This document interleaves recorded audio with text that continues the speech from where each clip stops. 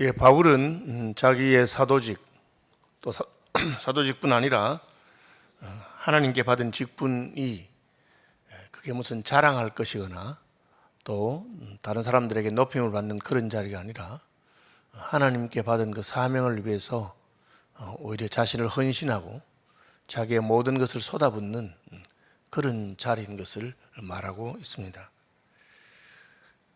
바울은 이 직분이 비방을 받지 않게 하려고 무엇에든지 아무에게도 끄리끼지 않게 하고, 이 말은 내가 목사가 아니었더라면 내 성격대로 혹은 나의 손해보지 않기 위해서 따지고 또 성질도 내고 그렇게 했을 건데, 내가 목사이기 때문에 그렇게 안 한다. 내가 장로가 아니었더라면 그냥 시시비비를 가리고 할 말 다 하겠지만 내가 장로니까 교회의 영광을 위해서 참겠다, 그렇게 하는 겁니다. 전에 제가 목회하던 교회에서 집사님하고 목사님하고 싸우는 거예요. 그럼 어떻게 하면 좋겠습니까? 뭐 누가 옳고 그르고 따질 수 없는데 서로 마음이 상해 싸우니까 저는 장로님을 찾아갔습니다. 장로님 찾아가서 장로님이 잘못했다고 하세요. 목사님, 제가 뭘 잘못했습니까? 장로님이잖아요. 그래서 장로님은 자기가 잘못한 것도 없고 또 굳이 자기가 나이도 많고 다 한데도 집사님한테 찾아가서 잘못했습니다, 풉시다, 그렇게 합니다. 왜 그렇게 하죠? 장로이기 때문에 그렇게 하는 것이죠. 전에 우리 교회 여집사님으로 계시다가 전도사님으로 사역하러 가신 분이 계십니다. 그분이 젊은 시절에 신학을 공부한 적이 있어서 이제 제게 찾아와서, 목사님, 제가 이제 전도사로 일하게 됐습니다. 여기서 별로 멀지 않은 다른 교단 교회 여전도사에 제가 원서를 내서 대서 가게 됐습니다. 가기 전에 목사님 저를 위해서 기도해 주시고 혹 충고하실 게 있으면 한 말씀 해 주시지요. 그래서 제가 기도해 주고 제가 이렇게 말했습니다. 집사님, 전도사님 되셨으니까 사역하다 보면, 이야, 내가 이러려고 전도사했나? 내가 이러려고 전도사했나? 그런 시간이 반드시 올 겁니다. 그런 기분이 들거든, 그런 마음이 들거든, 내가 이러려고 전도사했나 그러지 마시고, 내가 이러려고 전도사했지. 내가 사람들에게 오해도 받고 사람들에게 애 많은 소리도 듣고 억울한 소리도 듣고 그러려고 한 거지, 내가 대접받으려고 박수 받으려고 칭찬받으려고 전도사 한 것은 아니지 않느냐. 그렇게 생각하시면 힘이 될 겁니다. 가서 한 3달쯤 됐을까요? 메일이 왔어요. 그때는 이메일 쓸 때니까 메일 왔는데, 아니 목사님 어떻게 그렇게 하시고 제가 그 말 하셨습니까? 진짜 내가 전도사만 아니었으면 다 때려치고 그런 그럴 마음이 드는 상황이 있다는 거예요. 여러분, 바울은 내가 이 직분을 받았기 때문에 내가 참고 견디고 양보하고. 바울이 누구보다 공부를 못했습니까? 누구보다 열심히 했습니까? 얼마든지 자기는 자기 주장을 내세우고 할 수 있지만 그렇게 하지 않는다는 겁니다. 왜?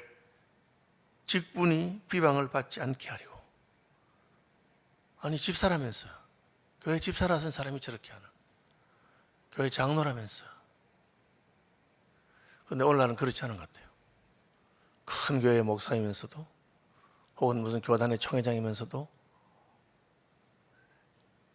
그 직분이 부끄러움을 당하고 직분이 비방을 당하고, 저는 참 낯이 뜨거워 생각도 못할 그런 일들이 기사에 나고, 잘못된 것입니다.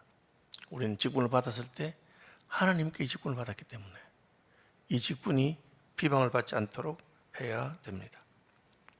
오직 모든 일에 하나님의 일꾼로 자천하여 많이 견디는 것과 환난과 궁핍과 고난과. 교회 일이 있습니다. 그 일을 누가 해야 되느냐? 직분 받은 사람은 내가 해야 된다고 생각하면 됩니다.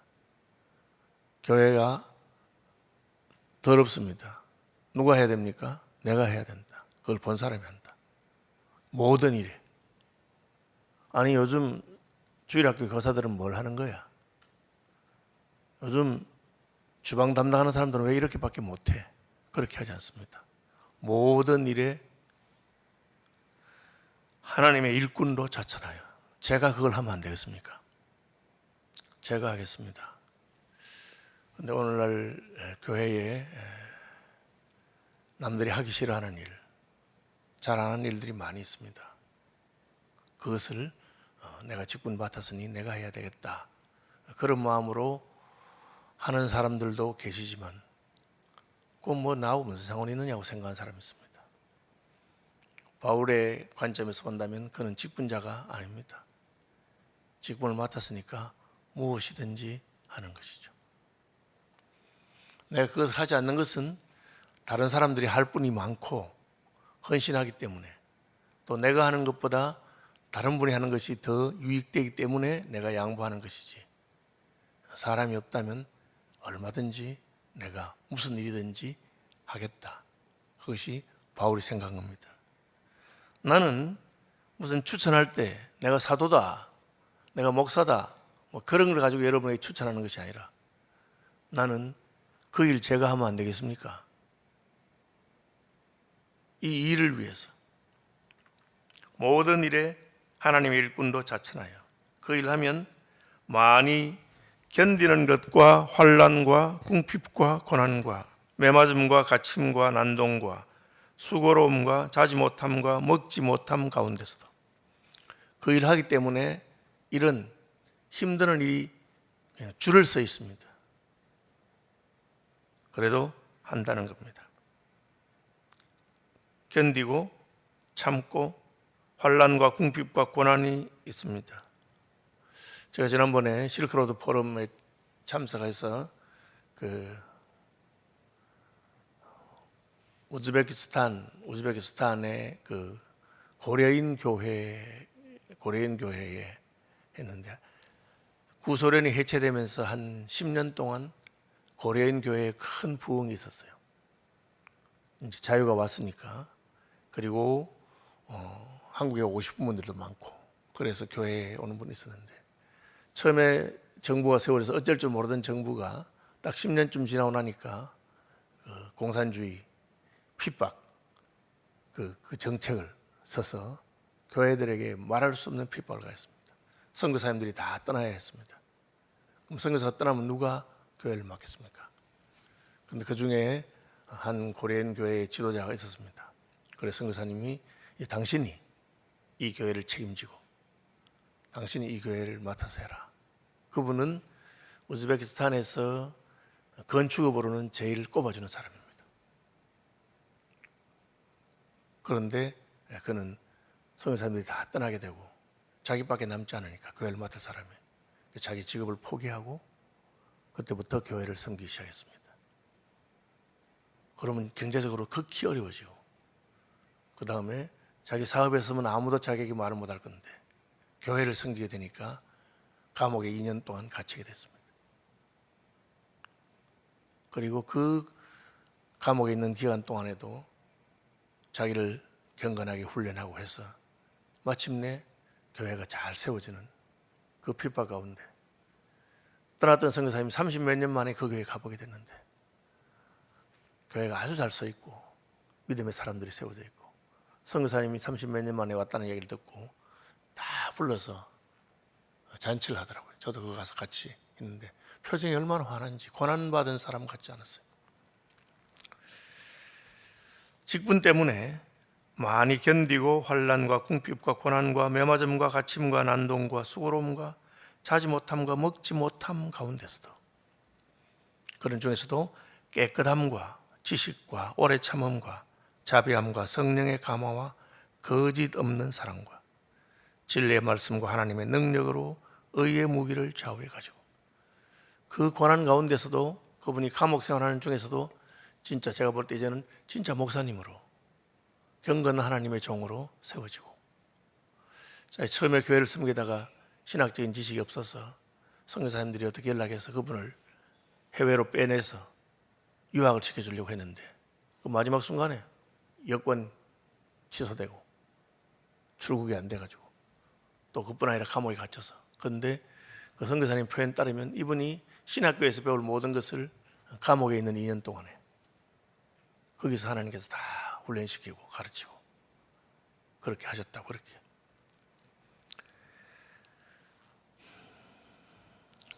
오래 참는 것이죠. 잘 안 되거든요. 이야기는 제가 몇 번 했는데 싫어합니다. 통합적인 목사님인데 시골 교회 갔어요. 갔는데 교인들이 서로 싸우는 거예요. 그래서 목사님이 권고도 하고 집사님, 장로님 싸우지 마세요. 말 안 듣는 거예요. 그래서 하다 안 돼서 이제 설교 시간에 선포를 했어요. 제가 그렇게 권해도 안 되는데 집사님, 장로님 화해하시고 교회를 위해서 서로 양보하시고 그렇게 안 하시면 저는 오늘부터 강례상 뒤에서 금식하면서 여러분들을 위해서 기도하겠다. 두 분 화해하시고 제게 오시면 제가 금식을 풀겠다. 그리고는 주일 날부터 이제 강례상 뒤에 앉아서 금식하면서 기도하면서 있는데 하루가 지나도 안 오고 이틀이 지나도 안 오고 주말이 돼도 안 오고 그래가지고 주일이 돼가지고 목사가 이제 한 주간 굶었으니까 배도 고프고 힘도 없는데 너무 화가 나더라는 거예요. 아니 설사 서로 마음이 상해가지고 못 풀어도 목사가 화해하라고 금식을 하고 있으면 목사님 생각해서라도 목사님 저희 잘못했습니다 하고 이렇게 해야 되는데 아니 어떻게 목사가 한 주간 금식하면서 있는데도 화해를 안 하냐고 막 설교 시간에 화를 내고 그렇게 했어요. 그 설교가 끝나니까 그제서 찾아오셔서 하는 말이 아니 목사님 진짜 굶었습니까? 이러는 거야. 그러니까 막 너무 화가 나더래. 목사가 강례산에서 그렇게 말했는데 진짜 굶었냐 물으니까 그래서 예수님 보고 예수님 저 때리치웁니다. 이런 게 제가 못 있겠습니다. 그러니까 예수님 말씀에 잘 안 되지? 나는 십자가에서 죽어도 내 말 안 듣더라. 그렇게 하시는데 목사님 너무 은혜를 받으시고 맞아. 예수님이 날 위해서 십자가에 죽으셨는데도 내가 그렇게 말 안 듣고 그래서 자기가 회개하고 하나님 나 잘못했습니다. 여러분 이게 진짜 쉽지 않습니다. 오래 참아야 되고 진실하게 견디고 그래서 인내로서 결실하는 것입니다. 진리의 말씀과 하나님의 능력으로 의의 무기를 좌우해 가지고 우리의 무기가 뭐냐? 하나님의 말씀과 하나님의 능력입니다. 그래서 말씀을 자신에게 적용하면서 참고 견디고 하나님의 능력으로 견디고 영광과 욕됨으로 그러했으며 그러니까 수치와 영광이 같이 있다는 거죠. 내가 예수 믿지 않았고 내가 목사가 되지 않았고 내가 교회를 생각하지 않았으면 그런 욕 얻어먹을 이유가 전혀 없고 그런 수치와 부끄러움을 당할 이유가 전혀 없는데 내가 직분 때문에 욕을 본다는 거죠. 그러나 그 욕 때문에는 영광이 있습니다. 을을 위해서 핍박을 받은 자에게 복이 있고 하나님의 이름으로 말미암아 능욕받는 일에 합당한 자로 여기심 받은 것을 초대교회는 기뻐했다. 내 같은 자가 뭔데 예수님 때문에 이런 모욕을 당하고 예수님 때문에 부끄러움을 당하고 예수님 때문에 집안에서 쫓겨나고 예수님 때문에 손가락질을 당하는가. 그것이 직분이다. 그러나 그것이 영광이다. 그렇게 말하는 겁니다. 우리는 속이는 자 같으나 참되고 이 말은 뭐냐면 이 복음을 믿을 수가 없는 거예요. 그 사람 생각할 때. 이걸 어떻게 믿겠어요? 그러니까 저 거짓말한다고 생각한 겁니다. 이것은 경험한 사람만 아는 믿음의 비밀이기 때문에 그렇습니다. 무명한 자 같으나 유명한 자요. 아무도 알아주지 않는 그런 사람이지만 그러나 하나님께서는 우리를 높이십니다. 그것이 하나님께서 하시는 방법입니다. 죽은 자 같으나 보라 우리가 살아있고 징계를 받는 자 같으나 죽임을 당하지 아니하고 이게 이제 세상 사람들의 눈에는 알 수 없는 믿음의 비밀이 있다는 거죠. 그냥 예수 믿어서 무슨 교회 집사가 되더니만, 권사가 되더니만, 장로가 되고 목사가 되더니만 완전히 그냥 세상 사람 볼 때 저게 미친놈이지 그러나 하나님께서 주시는 가난한 자 같으나 많은 사람을 부유하게 하고 아무것도 없는 자 같으나 모든 것을 가진 자로다. 이게 보이는 것과 보이지 않는 것의 배후에 믿음의 비밀이 있는 것이 이 직분을 가진 사람이 가는 길입니다. 고린도인들이여, 너희를 향하여 우리의 입이 열리고 우리의 마음이 넓어졌으니 너희가 우리 안에서 좁아진 것이 아니라 오직 너희 심정에서 좁아진 것이니라. 왜 바울 사도의 그 사역을 그대로 받아들이고 함께 하고 하면 좋을 건데, 바울 사도가 진짜 사도가 맞나? 예수님 계실 때는 그때는 우리를 핍박하고 박해하냐, 이런 식으로. 여러분, 참 교회 안에 문제가, 진리를 추구한다고 하는 교단들의 문제가 뭐냐면, 다른 사람 이렇게 잘못이나 이런 것에 대해서 사실 확인도 안 하고 말만 있으면 그렇게. 바울조차도 그런 오해를 받고 모욕을 받았습니다. 내가 자녀에게 말하듯이 하노니 보답하는 것으로 너희도 마음을 넓히라. 이게 하나님과 우리가 아버지와 자식 관계고, 바울이 너희와 우리도 아버지와 자식처럼 생각해. 나는 너희를 자녀와 같이 생각한다, 그렇게 말합니다. 여러분, 자녀와 같이 생각한다는 말은 아버지가 다 양보하겠다는 뜻이죠. 그걸 알아야 됩니다. 일본 선교사로 가신 제 친구 선교사님이 지금 경산에 있는 교회에 목회할 때인데 예배당을 새로 짓고 싶어요. 그래서 안건을 내놨는데 원로 장로님이 반대하는 거예요. 그 예배당 자기가 옛날에 지은 건데 뭘 필요하다고 새로 짓느냐고 반대하는 거예요. 그래서 그분이 반대를 하니까 교회가 시끄럽고 안 됐어요. 목사님이 새벽기도 하나님 어떻게 하면 좋겠습니까? 하나님께서 딱 지혜를 주셨어요. 그래서 새벽기도 마치고 원로 장로님 찾아가서 장로님, 제가 드릴 말씀이 있어 왔습니다. 목사님 말씀하세요. 무슨 일입니까? 제가 질문을 하는데 한번 대답해 보십시오. 아버지하고 아들하고 싸우면 누가 이기겠습니까? 아버지하고 아들하고 싸우면 누가 이기겠어요? 장로님 생각해 보니까 자식 이기는 부모가 어디 있어요? 아들이 이기겠죠. 장로님, 앞으로 아버님으로 모시겠습니다. 그러니까 이 장로님이 무슨 말인지 알아들은 거예요. 그 다음 주에 가서 목사님이 예배당 짓자 하니까 짓자. 그때 예배당 잘 지어놓고 그분은 선교사를 하는데 그 후임으로 지금은 700명 모여요. 경산시에서. 그 묘목 만들어가지고 전부 다 농사꾼 있는데 예배당 잘 지어놓고 풋살장도 만들고 거기는 지금 젊은이들 얼마나 많이 오는지 몰라요. 바울이 너하고 나하고 싸울 그런 관계가, 내가 너 자식같이 생각한다. 내가 다 양보할게. 너도 좀 마음 풀어라. 같은 이야기 한 겁니다. 바울은 직분을 감당하기 위해서, 하나님께 내게 준 직분을 감당하기 위해서 다 포기할 수 있다. 내가 말씀 묵상하시면서 주께서 주신 직분을 잘 감당하는 저와 여러분 되시기를 바랍니다. 하늘에 계신 우리 아버지, 아버지의 이름을 거룩하게 하시며 아버지의 나라가 오게 하시며 뜻이 하늘에서와 같이 땅에서도 이루어지게 하소서. 오늘 우리에게 일용할 양식을 주시고 우리가 우리에게 잘못한 사람을 용서하여 준 것 같이 우리 죄를 용서하여 주시고 우리를 시험에 빠지지 않게 하시고 악에서 구하소서. 나라와 권능과 영광이 영원히 아버지의 것입니다.